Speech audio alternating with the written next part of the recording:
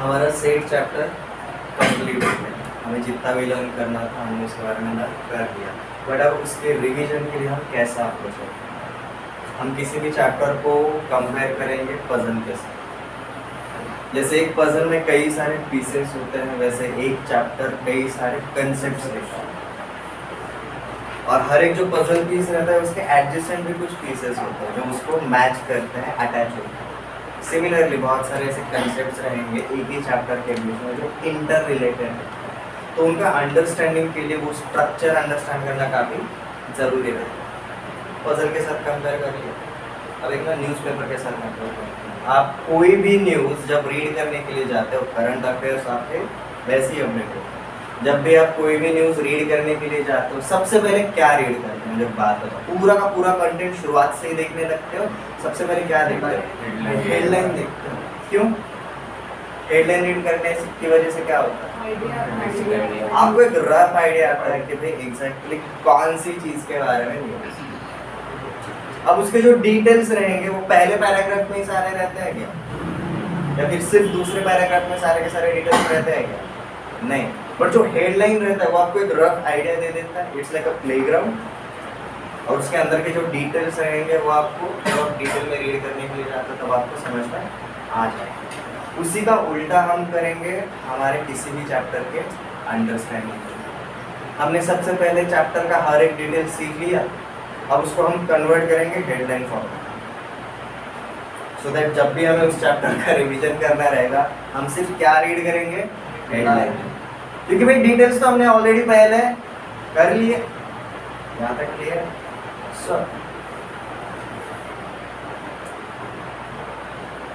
हमारा अभी चैप्टर कौन सा हुआ जी?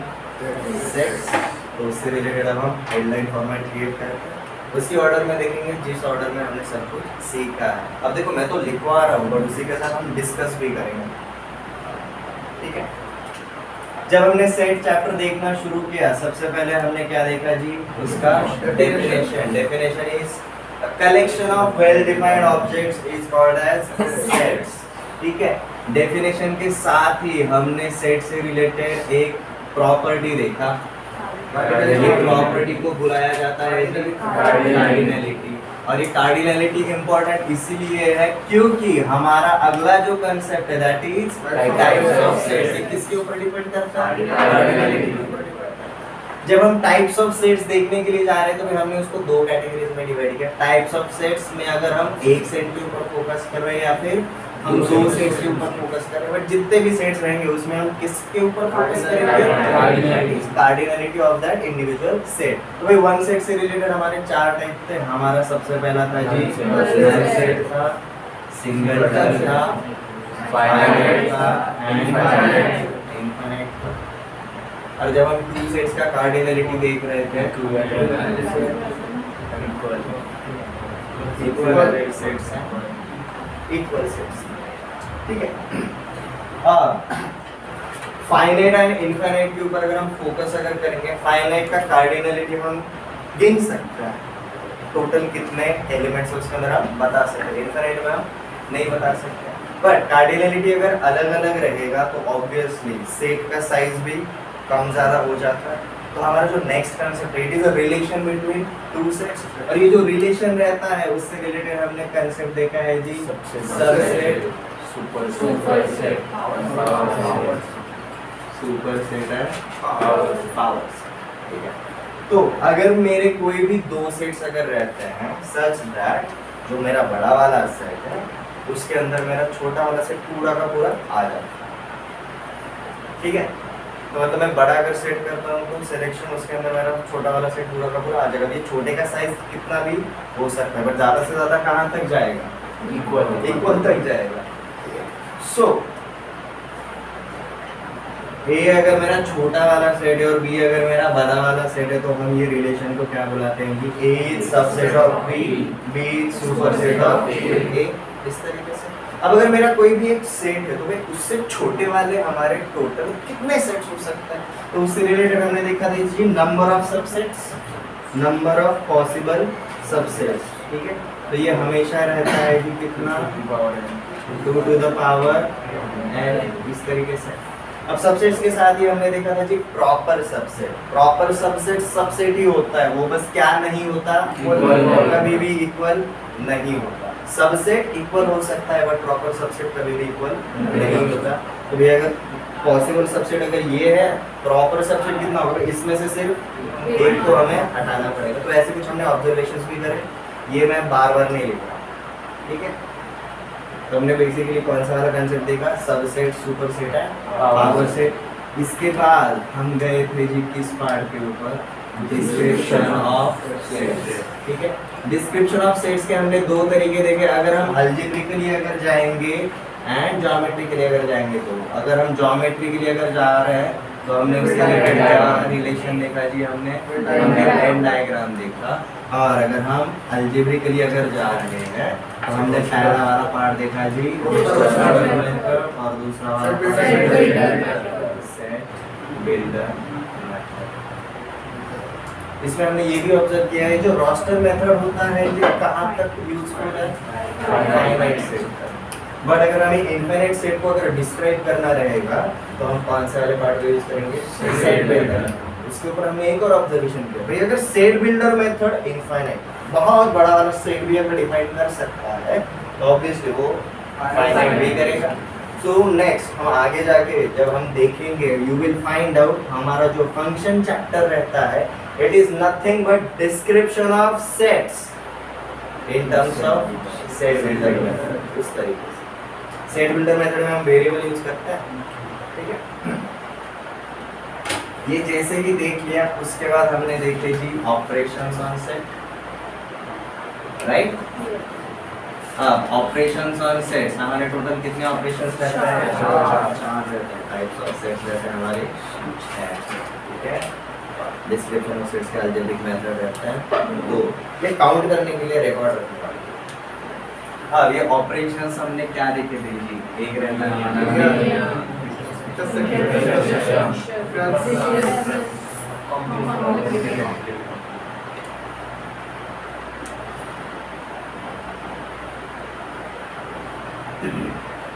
हमने इनको डिफाइन भी किया लैंग्वेज में, उसका अलजेब्रिक रिप्रेजेंटेशन क्या रहता है वो भी देखा, उसका वेन डायग्राम हम कैसे दिखाते हैं वो भी देखा।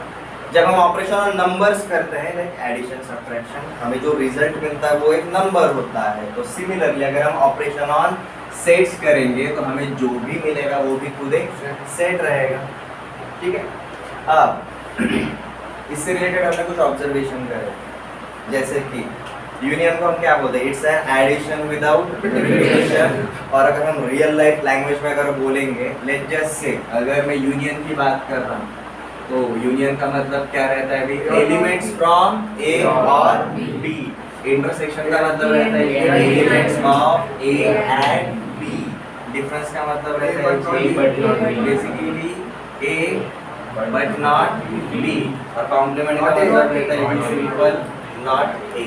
अभी लैंग्वेज जैसे अंडरस्टैंड होता है आपको, क्वेश्चन सब्जेक्टिवली अगर दिया तो भी आराम से हो जाएगा। नेक्स्ट ये ऑपरेशंस देखने के बाद हमने क्या देखा जी, laws on algebra of sets. हमारे टोटल कितने लॉज थे जी, 6 लॉज। पहला आइडेंटिटी लॉ, दूसरा आइडेंटिटी लॉ, तीसरा कम्यूटेटिव लॉ, चौथा एसोसिएटिव लॉ, पांचवा distributive law and sixth De Morgan's law. ये लॉज के बाद हमने कुछ ऑब्जर्वेशंस क्रिएट किए।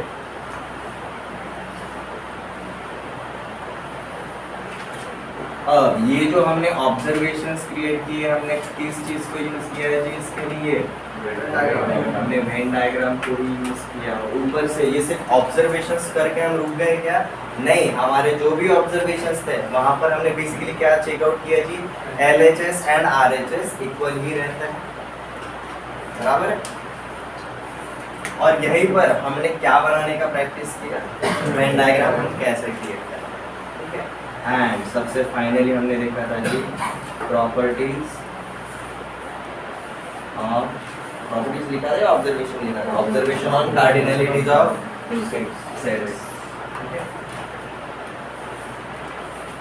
ऑब्जर्वेशंस ऑन कार्डिनलिटीज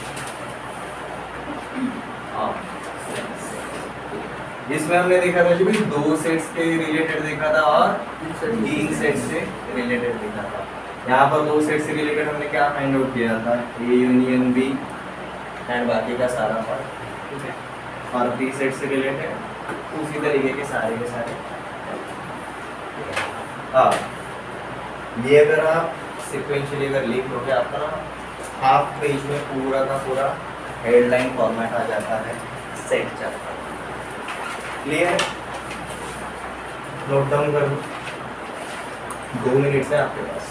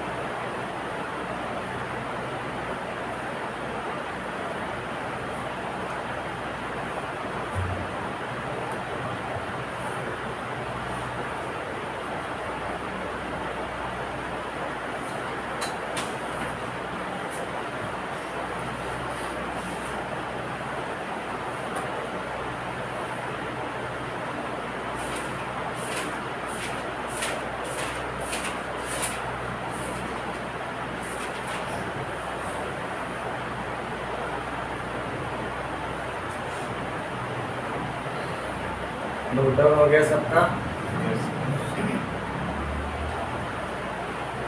अब ये हेडलाइन फॉर्मेट बनाने के पीछे मेन रीजन क्या है, मेन पर्पस क्या है, पहले वो अंडरस्टैंड।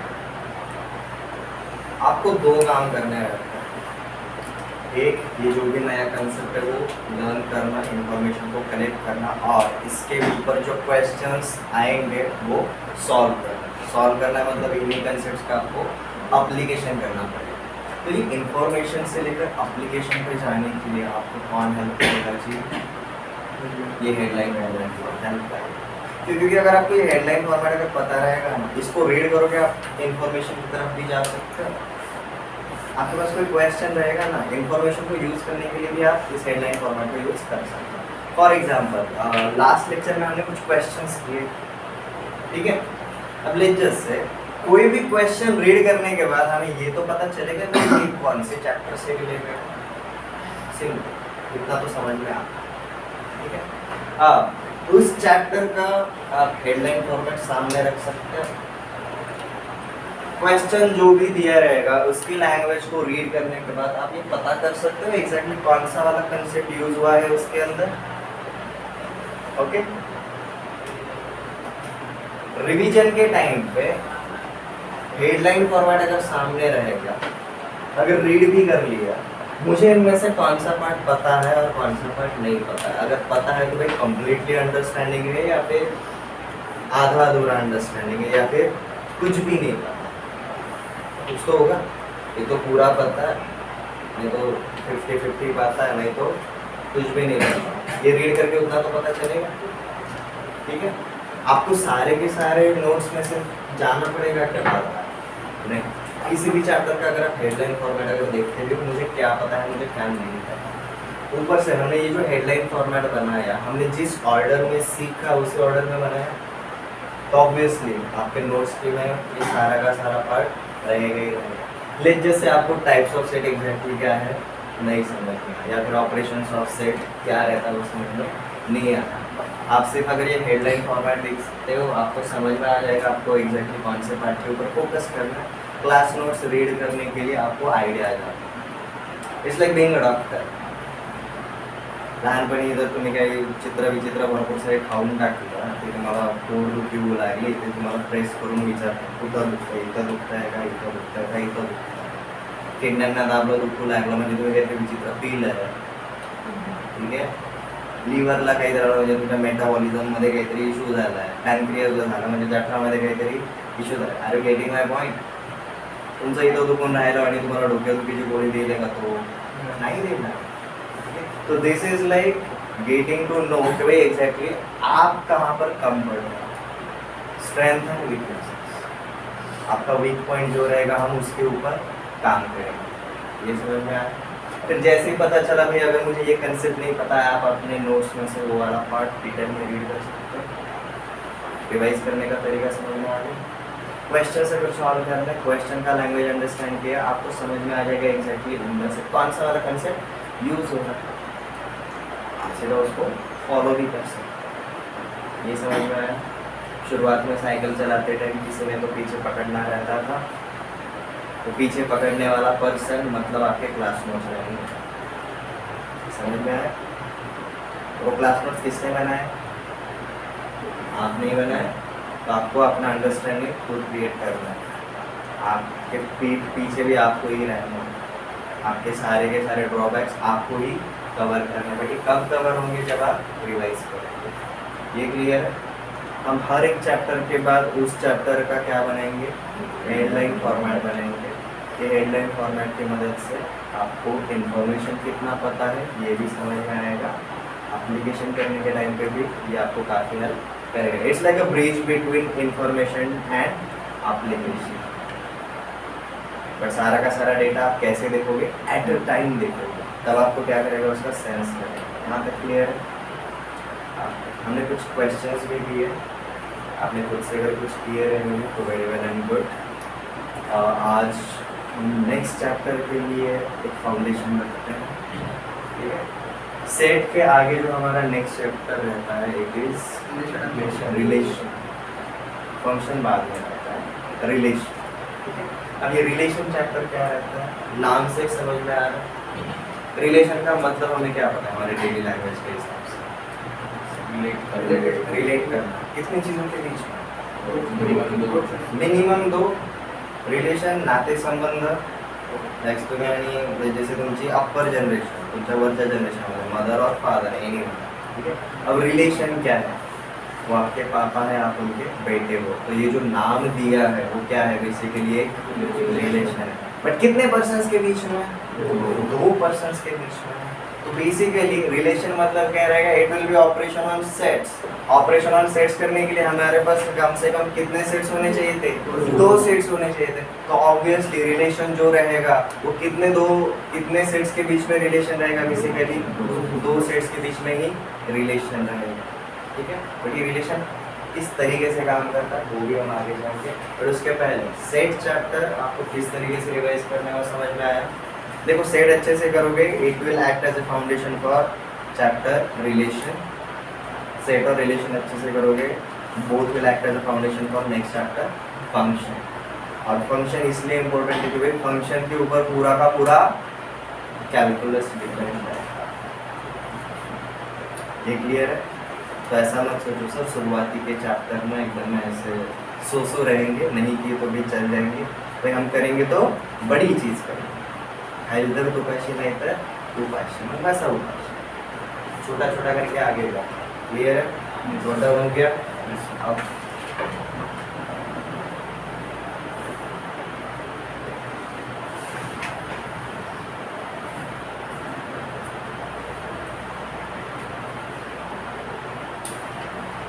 देखो 10 तक ऐसा था आपका अप्रोच कि आपको ना दिन भर में क्या करना है क्या नहीं ये बताने वाला कोई तो था। अब आपको बताने वाला कोई नहीं है। उसके दो मतलब होता है, you can do whatever you want, और एक मतलब रहता है you can do what you actually want. कोई भी रोकने वाला नहीं है। So I will say start your day with dedication,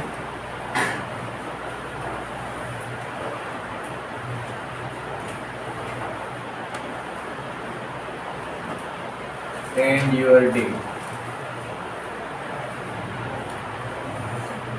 with satisfaction. दिन की शुरुआत में कुछ तो ना डिसाइड करके उठाना, और जो भी डिसाइड किया है वो दिन भर में कंप्लीट करना है, so that at the end of the day you are satisfied कि आपने दिन में जो भी किया ना वो मोर देन इनफ था, या फिर जितना करना था उतना तो आपने for sure. As a student आपका सिर्फ एक ही काम है, दैट इज लर्निंग। बट 10 तक लर्निंग का प्रोसेस डिफरेंट था, और थोड़ा सा हम एक स्टेप ऊपर जाने वाले। 10 तक आपको हर कोई बताने के लिए था कि आपको एग्जैक्टली क्या करना है, और कोई भी बताने वाला नहीं रहेगा, गाइड करने के लिए रहेंगे, बट डिटेल्स आपको खुद को फील करने पड़ेंगे। हम रफ आइडिया देने के लिए रहते हैं, समझ में आ रहा है, बट डिटेल्स आपको खुद को फील करना पड़ेगा। सो और next chapter is English. Listen करो, रिलेशन एग्जैक्टली रहता है, ठीक है। हमने प्रीवियस चैप्टर सेट्स में कितने ऑपरेशंस देखे टोटल? 4 ऑपरेशन। तो 4 ऑपरेशन में एडिशन था, सब्ट्रैक्शन था, right? The addition was union, subtraction was difference, intersection एक ऐसा ऑपरेशन था जो सिर्फ सेट के ऊपर होता है। इस नंबर्स के ऊपर इंटरसेक्शन नहीं होता, क्योंकि कोई भी दो नंबर इक्वल नहीं होते हैं, या फिर कॉमन एलिमेंट बोलने के लिए भी कुछ नहीं रहेगा। कॉम्प्लीमेंट, ये भी एक ऑपरेशन हमने सिर्फ सेट के ऊपर देखा, ओके। अब एडिशन हो गया, सब्ट्रैक्शन हो गया, अब कौन सा वाला ऑपरेशन बचे जी? दो जो हम नंबर्स पे करते हैं, basic operation, multiplication and division. But division of sets possible होगा क्या? नहीं होगा। तो बचा कौन सा ऑपरेशन? तो ये जो रिलेशन चैप्टर है ना, ये हमारा कौन सा वाला ऑपरेशन देखा है? मल्टीप्लिकेशन। सिर्फ मल्टीप्लिकेशन ऑफ सेट्स के ऊपर हमारा ये पूरा का पूरा चैप्टर डिपेंड करता है, ठीक है। तो एक आइडिया तो आ गया, सेट्स क्यों पता होना चाहिए रिलेशन पे जाने के लिए, ठीक है। बट एक डाउट आता है, क्वेश्चन आता है कि सर अगर मल्टीप्लिकेशन ऑफ सेट्स था तो प्रीवियस चैप्टर में ही ले लेते, राइट? एक जगह जाना है ट्रैवलिंग के लिए, 2 बैग क्यों लेकर चले? एक ही बैग लेकर जाते हैं ना, बड़ा वाला, काफ़ी इजी हो जाता है। नहीं, सामान अलग अलग है, इसलिए 2 बैग, ठीक है। हम जब प्रीवियसली ऑपरेशन ऑन सेट्स कर रहे थे, हमें जो अंदर एलिमेंट्स मिल रहे थे वो इंडिविजुअल एलिमेंट्स ही मिल रहे थे, पर जब हम प्रोडक्ट ऑफ 2 सेट्स करते हैं उसके अंदर अब हमें इंडिविजुअल एलिमेंट्स नहीं मिलते, इसलिए हमने उसको क्या किया जी? आइसोलेट किया है, अलग किया हुआ। ये क्लियर है? ओके, पहले जस्ट अंडरस्टैंड करो, लिखो, हम कोई जल्दी नहीं। लेट जैसे मेरा सेट ए है और मेरा सेट डी, मेरे सेट ए के अंदर लेट जैसे एलिमेंट्स है ए बी एंड सी, और मेरे सेट बी के अंदर एलिमेंट्स है 1 एंड 2, ठीक है।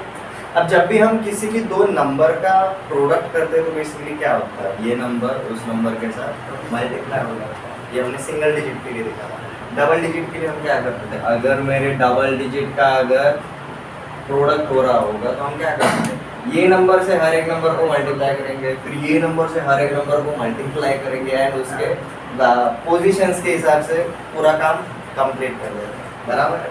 तो सिमिलरली जब हम प्रोडक्ट करने जाएंगे तो बेसिकली क्या होगा पता है? लाइक इधर तो अल्फाबेट्स और इधर तो नंबर से प्रोडक्ट पॉसिबल है क्या? नहीं। बट मैं 12 को 12 लिखने की जगह 3 into 4 भी लिख सकता हूँ, राइट? तो बेसिकली क्या होगा जब हम प्रोडक्ट करने जाएंगे? भाई इसका हर एक एलिमेंट इसके हर एक एलिमेंट के साथ क्या बनाएगा जी? एक पेयर बनाएगा, एक जोड़ी बनाएगा। ठीक है, तो नॉर्मल जो प्रीवियस चैप्टर में हमने देखा भाई, जो हमारा ऑपरेशन करने के बाद जो सेट आता था उसके अंदर इंडिविजुअल एलिमेंट आता था, बट जब हम मल्टीप्लिकेशन ऑफ सेट करेंगे उधर इंडिविजुअल एलिमेंट नहीं आएगा। वहाँ पर किस तरीके से एलिमेंट्स आएंगे? पेयर में एलिमेंट्स आएंगे, जोड़ियों में आएंगे। इसलिए सेट बैचलर था, रिलेशन मतलब आफ्टर मैरिड लाइफ हो गया, कपल बन जाता है। समझ में आ गया?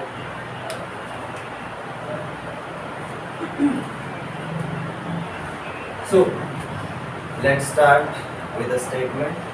नए चैप्टर के नोट्स नए पेज से स्टार्ट होंगे।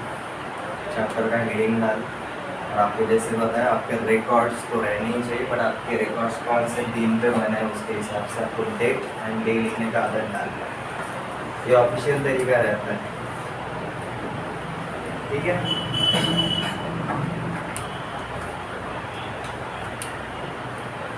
So in previous chapter sets,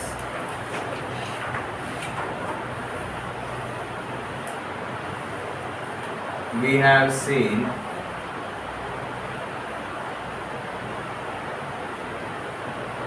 various operations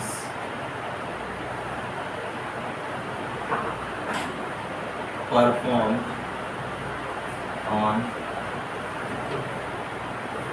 number of sets, right? पिछले चैप्टर में हमने ये देखा, बहुत सारे ऑपरेशन हमने परफॉर्म किए थे, except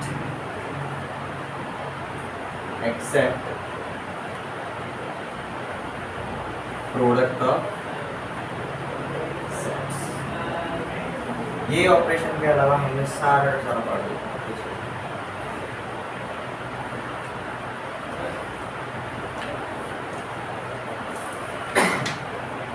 Since product of sets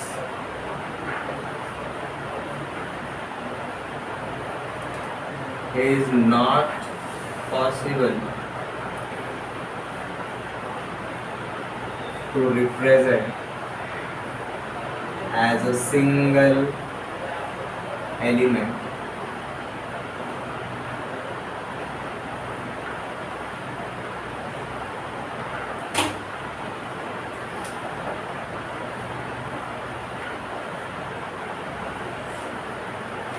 this representation is performed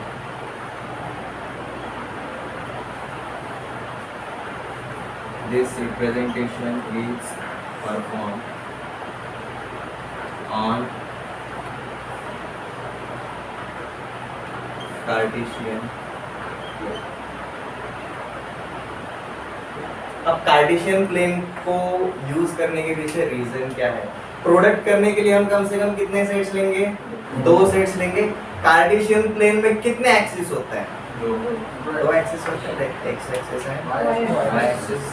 तो हम कैसे करेंगे भाई? हमारा जो पहला सेट रहेगा उसको हम एक्स एक्सिस पे रखेंगे, और जो हमारा दूसरा सेट रहेगा हम उसको वाई एक्सिस पे रखेंगे। समझ में आया हम क्या कर रहे हैं, क्यों कर रहे हैं? उसके पीछे theoretical understanding. Since product of sets is not possible to represent as a single element, हम नंबर का प्रोडक्ट कर सकते हैं, हम 2 एलिमेंट का प्रोडक्ट नहीं कर सकते। लाइक एप्पल इंटू बनाना, बताओ क्या होता है? पॉसिबल है? पॉसिबल है क्या? नहीं है, बट हम उसको एक जोड़ी में बोल सकते हैं। एप्पल इंटू बनाना मतलब एप्पल बनाना, राइट? बट हमने उसको क्या बोला? एक जोड़ी में बोला, एक पेयर में बोल दिया। क्लियर? तो हम वहाँ पर क्या यूज करें? सिंस देयर आर 2 सेट्स, तो हम 2 एक्सिस वाला जो प्लेन हम ऑलरेडी जानते हैं उसको यूज कर रहे हैं। It is called as Cartesian plane. ठीक है, तो ये सारे, इसको अगर हम सिंगल स्टेटमेंट में अगर बोलने जाएंगे तो हम क्या बोलेंगे? Product of 2 sets represented on Cartesian plane is called Cartesian product of 2 sets.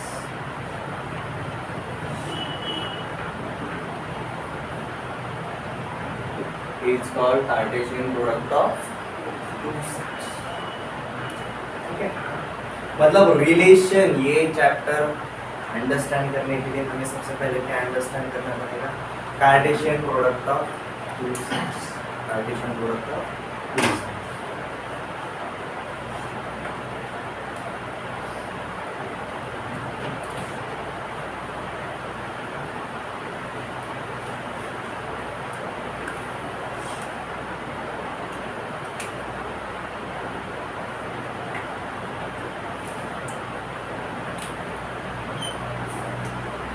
तो रिलेशन चैप्टर में हमारा सबसे पहला कंसेप्ट रहेगा जी Cartesian product of two sets, क्योंकि वो पता चलेगा तभी हम रिलेशन को अंडरस्टैंड कर सकते हैं. और फर्स्ट कंसेप्ट इज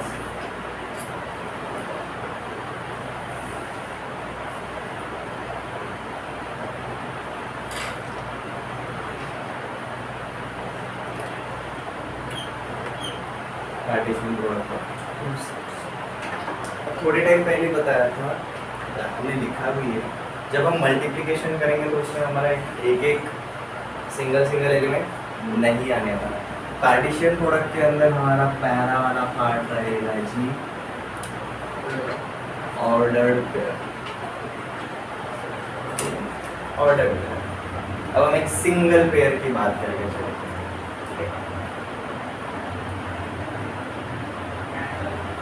अब जैसे हम एक एग्जांपल के ऊपर ऑब्जर्व करेंगे. देखो थियरी तो लैंग्वेज है जो आपको गाइड करेगा, बट अंडरस्टैंडिंग के लिए आप हमेशा एक छोटा सा एग्जांपल लेकर ही चलोगे. हमने टाइप्स ऑफ सेट में सबसे छोटा कार्डिनलिटी क्या देखा था? जीरो. और वे प्रोडक्ट कर रहे हैं जीरो के साथ मल्टीप्लिकेशन करेंगे तो क्या आएगा? जीरो आएगा. उसके बाद वाला क्या देखा था? सिंगल हुआ. ठीक है, तो मैं दो सेट पकड़ के चलता हूँ, हर एक के अंदर कितने एलिमेंट है? एक element. So let capital A and capital B are two non-empty sets. Two non-empty sets such that small a belongs to set A and small b belongs to set B. ए के अंदर एक element पकड़ा हमने small है, B के अंदर एक element पकड़ा बी स्मॉल है. ठीक है, then Cartesian product of A and B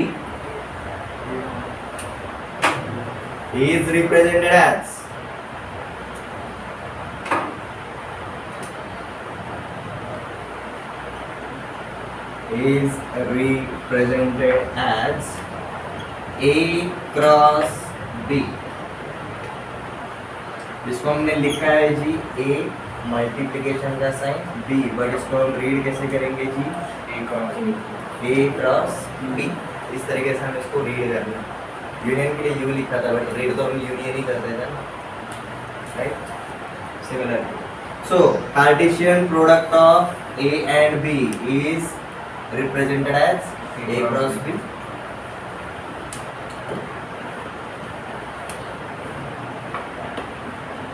And A cross B is equal to A comma B, such that A belongs to small a and small b belongs to B. Small a belongs to set A and small b belongs to set B. अब गौर करो यहाँ पर, ये जो जोड़ी है इसमें से पहला एक एलिमेंट है और दूसरा एक एलिमेंट है. पहला एलिमेंट कौन सा है? स्मॉल है, वो आपका पहले वाले सेट से रहेगा. दूसरा एलिमेंट कौन सा है आपका? स्मॉल बी, वो हमारा दूसरे वाले सेट से रहेगा. ठीक है, इसको हम सिर्फ पेयर बोल रहे हैं क्या? नहीं, हम उसको क्या बुला रहे हैं? Ordered pair. उसी ऑर्डर में रहेगा. अगर मैं ए क्रॉस बोल रहा हूँ तो ए कॉमा बी आएगा. अगर ये बी क्रॉस ए रहता है ना, तो भाई पहला एलिमेंट उस जोड़ी में किसका आता? सेट बी का आता. दूसरा एलिमेंट हमारा सेट ए का आता. तो अगर मैं बी क्रॉस ए अगर लिखने जाऊंगा तो ये क्या आ जाएगा जी? B comma A such that B belongs to set B and small A belongs to set A. इस तरीके से हम लोग समझ में आ गया? ऑर्डर पेयर एक ऑर्डर में ही आएगा, बट ये जो ऑर्डर पेयर रहेगा इसमें से पहला एलिमेंट पहले वाले सेट का रहेगा, दूसरा वाला एलिमेंट दूसरे वाले सेट का रहेगा। अभी भी थोड़ा सा ना आइडिया नहीं आएगा, फिर ये तो समझ में आएगा भाई इसको कार्टेशियन प्रोडक्ट क्यों बोला, ठीक है? अब हम इसको विजुअल, ये हमारा अलजेब्रिक रिप्रेजेंटेशन या फिर लैंग्वेज में अंडरस्टैंडिंग हो गया। अब हम इसको किस पे देखेंगे जी? कौन से वाले प्लेन पे देखेंगे? कार्टेशियन प्लेन पे। छोटा सा एग्जांपल यही ले लेते हैं सबसे पहले। यहाँ पर मेरा एक्स एक्सिस है, यहाँ पर मेरा वाई एक्सिस है। तो देखो मैं पहला सेट हमेशा किसके अलावा रखूंगा? एक्स एक्सिस के अलावा, और मेरा जो दूसरा वाला सेट रहेगा वो हमेशा वाई एक्सिस के अलावा रहेगा। यहाँ तक क्लियर है? अब हमारा ए के अंदर कौन सा वाला एलिमेंट था? स्मॉल ए। बी के अंदर कौन सा वाला एलिमेंट था? Small B. तो ए और बी का जो मीटिंग पॉइंट रहेगा इसके कोऑर्डिनेट्स कैसे रहते हैं? एक्स कॉमा वाई में रहते हैं। हम किसी भी पॉइंट के कोऑर्डिनेट्स कार्टेशियन प्लेन पे एक्स कॉमा वाई में दिखाते हैं, X coordinate comma Y coordinate. तो इसके कोऑर्डिनेट मतलब क्या रहेंगे? ए कॉमा बी रहेगा। अब ये ए कॉमा बी क्या दिखा रहा है? एक ऑर्डर पेयर बता रहा है, बट ये ए कॉमा बी कहाँ पर आ रहा है? ए क्रॉस बी में, ठीक है? ये हमने हमारे वाले एग्जाम्पल का। एक और दूसरा वाला एग्जाम्पल देख लेते हैं। लेट जस्ट से मेरा सेट ए रहेगा P, Q, R और मेरा set let just say B है, दिस इज अल्फा, B, ठीक है? और मुझे क्या पूछा रहेगा कि भाई आपको ना A क्रॉस B निकालना है, ठीक है? अब हमारा पहला वाला सेट कौन सा है? A, दूसरा वाला सेट B में हम पहला वाला सेट कौन से एक्सिस पे बताएंगे? X axis. हम दूसरा वाला सेट कौन सा एक्सिस पे बताएंगे? Y एक्सिस पे बताएंगे। अरे कोई इसका डायग्राम बनाते हैं। सेट A यहाँ पर और सेट B यहाँ पर। सेट A के elements P, Q, R, set B वाले एलिमेंट्स अल्फा, बीटा, ठीक है? अब y एक्सिस वाले जितने भी पार्ट रहेंगे उनसे रिलेटेड हम हॉरिजॉन्टल लाइन देखेंगे, और x एक्सिस वाले जितने भी रहेंगे उनसे रिलेटेड हम वर्टिकल लाइंस देखेंगे। तो यू विल फाइंड आउट ये जो हमारे हॉरिजॉन्टल और वर्टिकल लाइंस थे उनकी वजह से हमें क्या मिले जी? कुछ पॉइंट ऑफ इंटरसेक्शंस मिल गए। अरे जो भी पॉइंट्स रहेंगे वो क्या लेकर आएंगे? एक लोकेशन लेकर आते हैं, राइट? कार्टेशियन प्लेन में अगर मैंने कोई भी पॉइंट लिया तो उसको क्या लेकर आएगा? वो एक लोकेशन लेकर आएगा। तो वो लोकेशन हम बताते हैं फर्स्ट क्वाड्रेंट है, सेकंड, थर्ड या फिर फोर्थ। मज़ेदार बात, रिलेशन में हम सिर्फ फर्स्ट क्वाड्रेंट में ही काम कर रहे हैं। देखिए पॉइंट्स के कोऑर्डिनेट्स क्या रहेंगे? एक्स कोऑर्डिनेट सबसे पहला रहता है, वाई कोऑर्डिनेट दूसरा रहता है। तो भाई आपको यहाँ पर मिलते हैं ये, यहाँ पर मिलेगा जी आपको P कॉमा अल्फा, यहाँ पर मिलेगा जी आपको Q कॉमा अल्फा, और यहाँ पर आप मिलेगा जी आपको अल्फा, यहाँ पर ऊपर मिलेगा जी आपको P कॉमा बीटा, ठीक है? यहाँ पर मिलेगा जी Q कॉमा बीटा, और यहाँ पर आपको मिलेगा जी R कॉमा बीटा, ठीक है?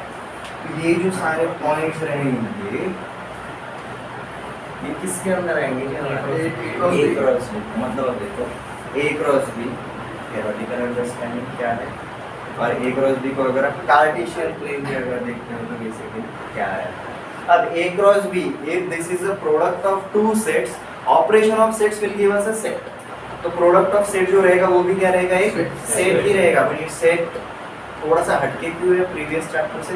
क्योंकि भाई अब यहाँ पर ऑर्डर्ड पेयर्स है, इसके अंदर जो हर एक एलिमेंट रहेगा वो क्या रहेगा कि हमारा एक ऑर्डर्ड पेयर ही रहेगा। अकेला एलिमेंट कभी भी नहीं आएगा, इतना मेहनत नहीं रहेगा इसमें। यहाँ पर हमेशा ऑर्डर्ड पेयर है तो साथ में है, ठीक है? ज्योमेट्रिकल रिप्रेजेंटेशन समझ लिया? Note down.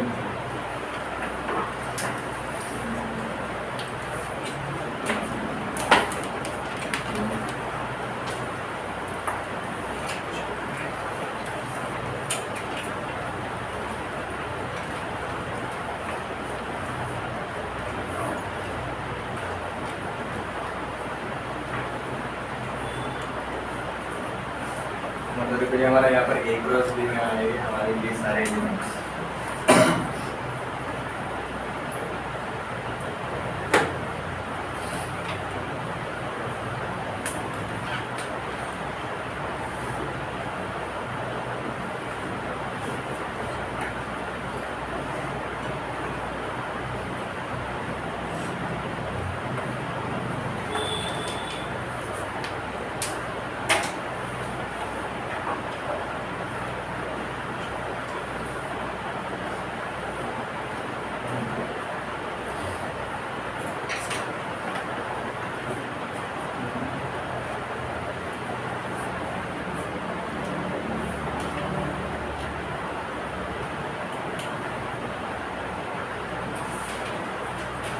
आपकी लेफ्ट साइड का नोट डाउन हो गया जी।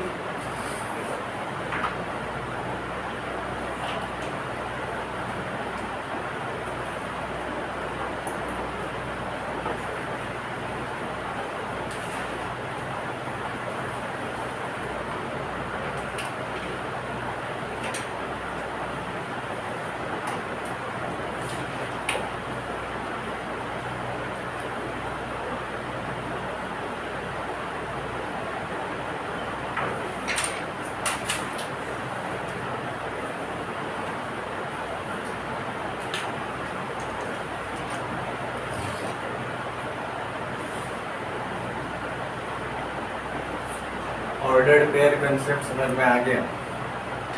ऑर्डर्ड पेयर में जो भी एलिमेंट्स रहते हैं वो दो एलिमेंट्स रहते हैं। तो जो दो एलिमेंट्स रहते हैं उसमें से पहला वाला एलिमेंट पहले सेट का रहेगा, दूसरा वाला एलिमेंट दूसरे सेट का रहेगा। कार्टेशियन प्लेन के ऊपर रिप्रेजेंट करने से आइडिया आ गया हम इसको ऑर्डर पेयर क्यों बुलाते हैं, क्योंकि कार्टेशियन प्लेन पे कोई भी पॉइंट x, y फॉर्मेट में रहता है, तो वहाँ पर हमें ये प्रोडक्ट शो करना काफ़ी ईजी है। यहाँ तक क्लियर है। हाँ, हमने सिंगल ऑर्डर पेयर क्या रहता है वो समझ लिया। अब लेट जैसे हमारे पास मल्टीपल कई सारे ऑर्डर पेयर हैं, ठीक है। तो जैसे हमने दो सेट्स का अगर कार्डिनलिटी अगर सेम रहा था हम उसको इक्विवेलेंट बुलाते थे, और कार्डिनलिटी सेम और अंदर का हर एक एलिमेंट भी सेम है तब भी हम उसको इक्वल सेट बुलाते हैं। सिमिलरली अगर मेरे पास दो ऑर्डर पेयर रहेंगे और वो इक्वल है कि नहीं अगर मुझे चेकआउट करना रहेगा तो हम सेम अप्रोच लगा सकते हैं। फिर वो ऑर्डर पेयर जो रहेगा उसके अंदर के एलिमेंट्स भी सेम होने चाहिए एज वेल एज ऑर्डर भी सेम होना चाहिए, ठीक है। So let A1, B1 and A2, B2 are two ordered pairs.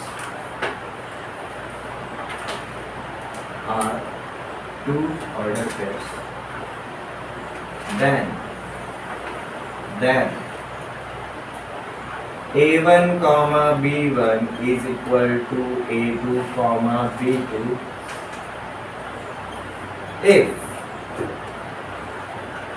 if अब देखो ये IFF का मतलब क्या रहता है, IFF का मतलब रहता है कि if and only if। तो भले ही हम इसको लिखते टाइम ऐसा लिख रहे हैं बट रीड क्या करेंगे if and only if। और अगर कहीं पर भी मैं आगे जाके if and only if बोल रहा हूँ तो ये सब लिखते हुए मत बैठो। if and only if A1 equals to A2 and B1 equals to B2, दो ऑर्डर पेयर्स तभी इक्वल रहेंगे जब उनका पहला वाला एलिमेंट भी सेम रहेगा और दूसरा वाला एलिमेंट भी सेम रहेगा। मतलब देखो एलिमेंट तो सेम है बट ऑर्डर में इक्वालिटी होनी चाहिए, ऑर्डर में सेम होने जरूरी है। देखो वापस से प्रीवियस वाले पे आते हैं, यहाँ पर कोई भी ऑर्डर पेयर इक्वल है क्या? नहीं, क्योंकि कार्टेशियन प्लेन पे लोकेशन चेंज हुआ, लोकेशन चेंज हुआ मतलब कोऑर्डिनेट चेंज हुआ, कोऑर्डिनेट चेंज हुए मतलब एलिमेंट्स चेंज हुए। अगर एलिमेंट चेंज हुए तो वो इक्वल रहेंगे क्या? नहीं, बिल्कुल नहीं। यहाँ तक क्लियर है? ओके। तो कार्टेशियन प्रोडक्ट बेसिकली क्या रहता है? It is a set of order pairs. Cartesian product of two sets represents a set of ordered pairs such that in that ordered pair first element is from first set, second element is from second set।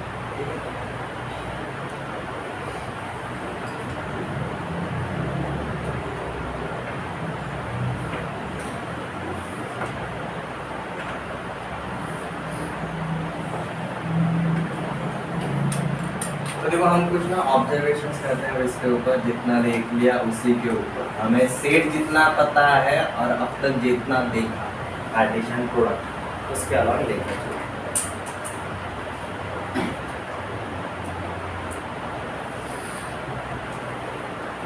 Cartesian product of sets A and B, that is A cross B is a set of an ordered pairs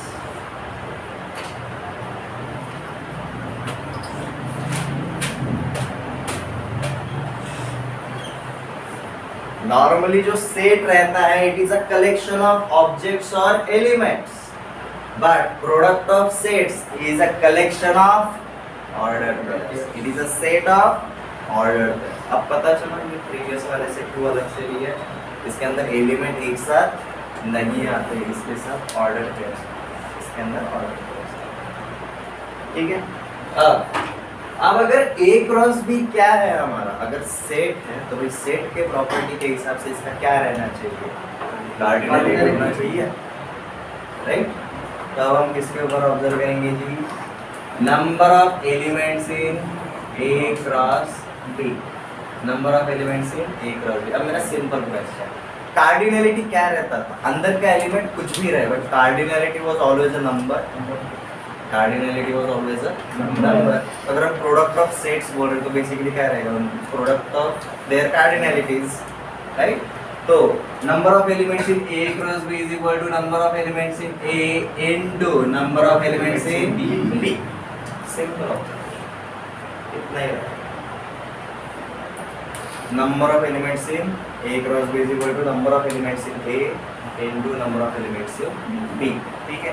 अब जैसे हम इसके ऊपर कुछ assumption कर सकते हैं, let number of elements in A is equal to m and number of elements in B is equal to जैसे लेकर चलते हैं n, ठीक है।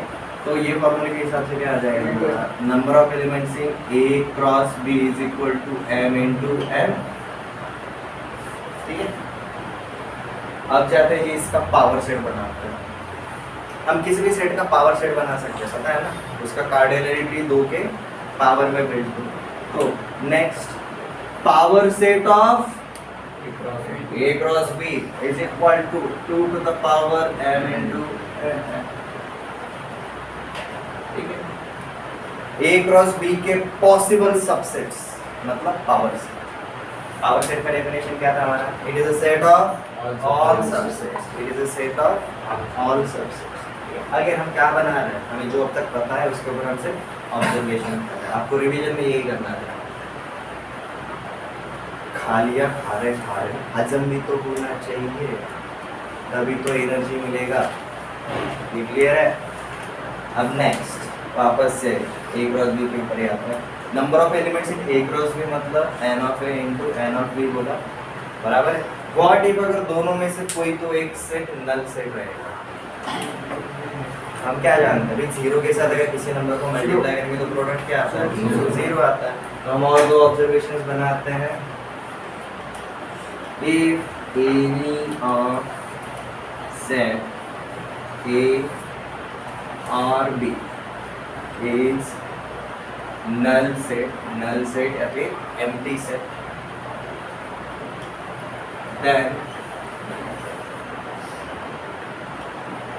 then A cross B is null set. If any of set A or B is null set, then A cross B is null set. Similarly, अगर मैं किसी भी एक नंबर को इन्फिनिटी से अगर मल्टीप्लाई करूँगा तो क्या है, इन्फिनिटी ही आएगा। Next observation, if any of set A or B is infinite set, then A cross B is infinite set। देखो लॉजिक हम किसका लगा रहे हैं, नंबर्स का ही लगा रहे हैं। जीरो के साथ मल्टीप्लाई किया तो प्रोडक्ट जीरो आता है, इन्फिनिटी के साथ मल्टीप्लाई किया तो प्रोडक्ट इन्फिनिटी आता है। ये ऑब्जर्वेशंस में किसी को कोई डाउट रहेगा, आप देख लिया था, बोलो जी।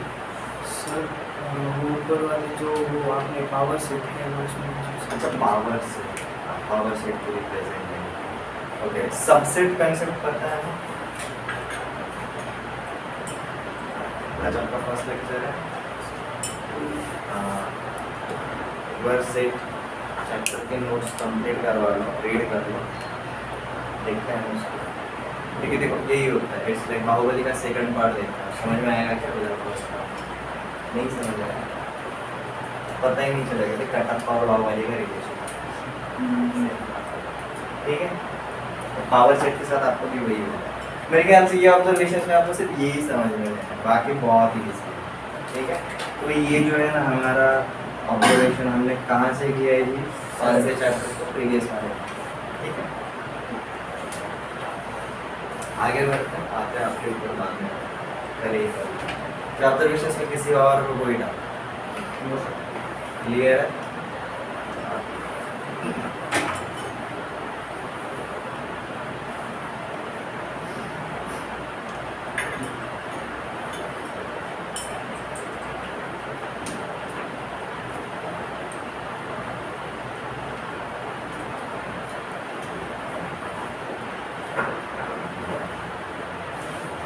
अब क्या करते हैं, हमने आपको जो सीखा ना, हमने हर एक ऑपरेशन के बाद एग्जाम्पल्स दिए और कुछ कुछ अगर सिंपल ऑपरेशंस अगर रहेंगे तो हमने कई सारे ऑपरेशन देखे, बाद में हमने उसके ऊपर कई सारे क्वेश्चंस किए। अब ये जो है ये थोड़ा सा हटके था हमारे प्रीवियस से, तो अब इसके ऊपर कुछ तो क्वेश्चंस कर लेते हैं।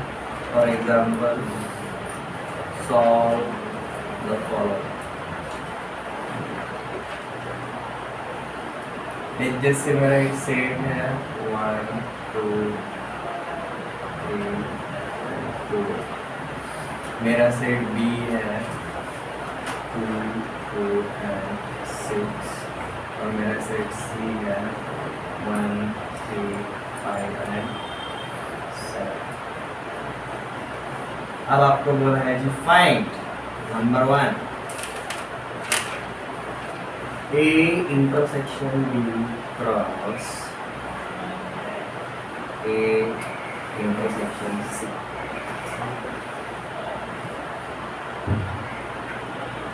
Number 2 A minus B cross with C। Number 3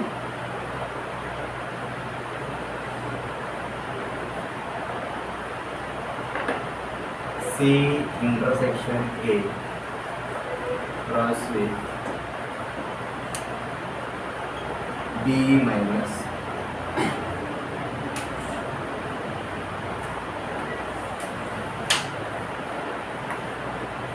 देखो ये क्वेश्चन में हमारे सिर्फ ये चैप्टर वाले कंसेप्ट रह गया नहीं, हमने जो प्रीवियस चैप्टर्स देखे वो वाला पार्ट ही रह गया। Since Cartesian product of sets is a product of two sets, तो भी मतलब हमारा ये फर्स्ट सेट रहेगा और ये हमारा सेकंड सेट रहेगा, ये हमारा फर्स्ट सेट रहेगा, ये हमारा सेकंड, ये फर्स्ट, ये आपका सेकंड। तो ये सॉल्व करने के लिए, फाइंड आउट करने के लिए हमें सबसे पहले ये सेट्स इंडिविजुअली फाइंड आउट करने रहेंगे, राइट। तो सबसे पहले क्वेश्चन ए इंटरसेक्शन बी का मतलब क्या रहेगा, common elements of A and B. और ए इंटरसेक्शन सी का मतलब क्या रहेगा, common elements of A and C. तो ये दो सेट्स मिल जाएंगे इजीली, पहले वो निकाल। और जैसे मिल गए ऑर्डर्ड पेयर बनाना शुरू करना है। पहला एलिमेंट ऑर्डर्ड पेयर में ये वाले सेट का रहेगा, दूसरा एलिमेंट हमारा ये वाले सेट का रहेगा, ठीक है।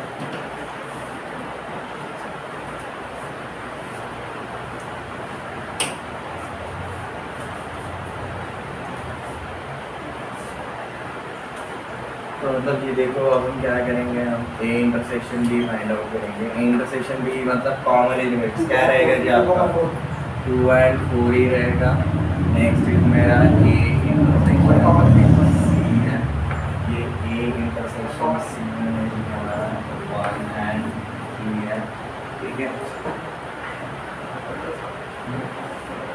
मुझे a माइनस बी की जरूरत पड़ेगी आगे। a माइनस बी के अंदर क्या है, सिर्फ 1 and 3 है। अब देखो A इंटरसेक्शन C और C इंटरसेक्शन A एक ही रहता है। कौन सा लॉ है? Commutative law. दो सेट्स के बीच के रिलेशन से रिलेटेड हमारा है जी कम्यूटेटिव लॉ। तीन सेट से relation associated but same operation. Different operations रहेंगे तो डिस्ट्रीब्यूटिव लॉ। कॉम्प्लीमेंट वाला ऑपरेशन रहेगा तो डी मॉर्गन्स लॉ। रीड करोगे तब भी याद रहेगा। बी माइनस ए क्या रहेगा जो हमारा सिर्फ 6 आएगा। राइट। अब देखो पूछा क्या, हमें पहली जगह पर पूछा है जी A intersection B cross A intersection C, मतलब ए इंटरसेक्शन बी मतलब पहला एलिमेंट किसका आना चाहिए जी, ये होना चाहिए 2, 1, 2, 3, 4, 1 4, 3, ये रहेगा जी हमारा क्या, ये वाला पार्ट। अब वापस से हमने जो ऑब्जर्वेशंस क्रिएट किए थे क्या बोला था भाई, इनके अंदर कितने एलिमेंट्स रहेंगे, इसका कार्डिनलिटी इनटू इसका कार्डिनलिटी, इसका कार्डिनलिटी क्या है 2, इसका भी कार्डिनलिटी क्या है 2, हमारे इसके अंदर देखो कितने एलिमेंट्स आए, 4 एलिमेंट्स। मतलब हमारे ऑब्जर्वेशन बस लिखने के लिए लिखे गए हमने नहीं, क्वेश्चंस के ऊपर जब कर रहे थे वो हो रहा है। अब क्या होता है बताएगा, कम कहाँ पर पड़ते हैं, अभी क्वेश्चन सॉल्व करते हो आंसर निकालते हो आगे जाते हो, ऑब्जर्वेशंस रीड करते हो आगे जाते हो।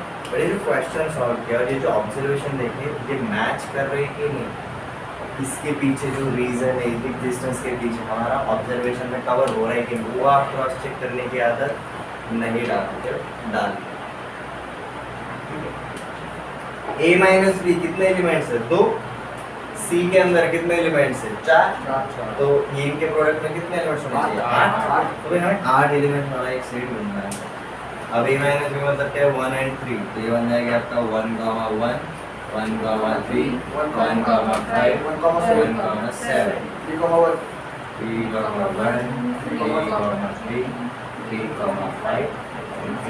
3, अगर हम स्टेप वाइज के पहले कार्डिनल के हिसाब से चेक आउट किया मैंने 8 एलिमेंट्स आने हैं, फिर ऑर्डर पेयर्स उसके हिसाब से पहला एलिमेंट इसका और दूसरा एलिमेंट इसका। नेक्स्ट सी इंटरसेक्शन ए मतलब ही ए इंटरसेक्शन सी, इसके अंदर हमारे कौन से एलिमेंट्स है जी 1, 3 है, और बी माइनस ए के अंदर हमारे कौन से एलिमेंट है जी 6, इसके अंदर 2 एलिमेंट है, इसके अंदर 1 एलिमेंट है, तो 2 into 1 2, तो हमारे जो प्रोडक्ट रहेगा इसके अंदर भी सिर्फ 2 ही एलिमेंट रहेगा, तो भाई इसके अंदर एलिमेंट क्या रहेंगे, ये बन जाएगा जी आपका 1, 6 एंड 3, 6, तो 1, 6 एंड 3, 6, ठीक है। यहाँ तक किसी को कोई डाउट, अगर क्वेश्चन दिया आराम से सॉल्व कर सकते हो, ठीक है। होमवर्क के लिए क्वेश्चन देता हूँ, वो ट्राई करके देखो।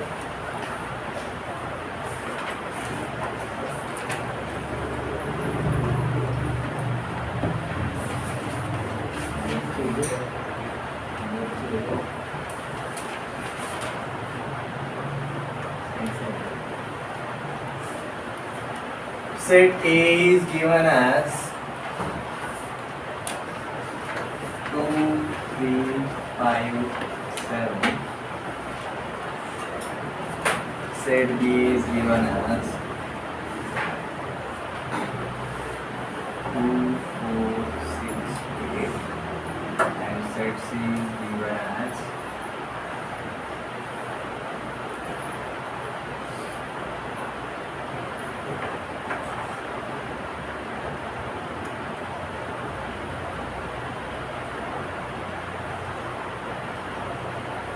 3, 4, 7 and 8। हाँ, ये तीनों सेट्स के लिए यूनिवर्सल सेट क्या है ये, it is an such that n belongs to natural numbers and n is less than or equal to 10। अब मुझे एक बात बताओ, ये यूनिवर्सल सेट मैंने कौन से मेथड से तो रॉस्टर मेथड के हिसाब से समझ में आ गया, इसके अंदर कितने एलिमेंट्स आएंगे 10 एलिमेंट आएंगे। यूनिवर्सल सेट नेचुरल नंबर 1 से शुरू होता है such that n is less than और इक्वल टू 10, n का हाईएस्ट वैल्यू 10 जाएगा, ठीक है। तो इनके लिए ये आपका यूनिवर्सल सेट रहेगा। अब आपको दिया है जी find number 1 A intersection B multiplied with A intersection C का complement. Number 2 A complement multiplied with B union C।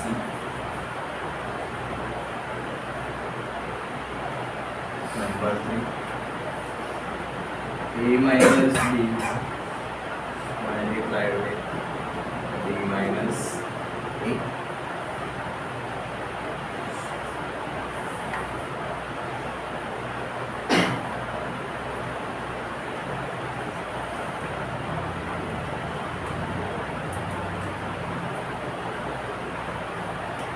b minus a complement cross with c minus a complement। आपको हर एक set individually निकालना है, उसके हिसाब से जाना। Set chapter के लिए जैसे गए थे ना वैसे। एंड फाइनली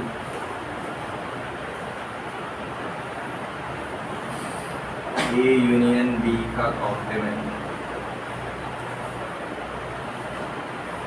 क्रॉस विथ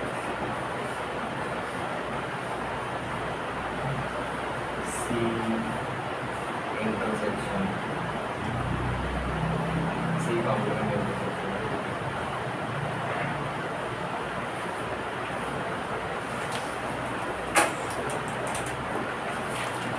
सबसे पहले क्या करो जी, ये सेट्स डिफाइन कर लो, उसके अंदर एलिमेंट्स कितने हैं उसके हिसाब से कार्डिनलिटी मिल जाएगा। अब जैसे ही हर एक का कार्डिनलिटी पता चलेगा तो प्रोडक्ट में कितने एलिमेंट्स आने चाहिए, मतलब कितने ऑर्डर पेयर्स आने चाहिए, वो एक आइडिया आ जाएगा। और जैसे ही ग्राफ आइडिया आ गया भाई कितने ऑर्डर पेयर्स आने चाहिए, उसके हिसाब से फिर आप जोड़ी बनाना शुरू करो। क्लियर है? और याद रखो पहला एलिमेंट पहले सेट का, दूसरा एलिमेंट दूसरे सेट। ठीक है, नेक्स्ट पार्ट हम कल कंटिन्यू नेक्स्ट लेक्चर में। क्लियर है? और यहाँ तक का भी को पार्ट रिवाइज किया करो। अगर कोई एब्सेंट रहता है तो क्लास नोट्स कवर कर लो, और वैसे भी ऑनलाइन भी अवेलेबल है, तो वापस देखने के लिए, वापस रिवाइज करने के लिए वो भी देख लिया, क्लास नोट्स भी देख लिया, तो भी आपको पूरा का पूरा आइडिया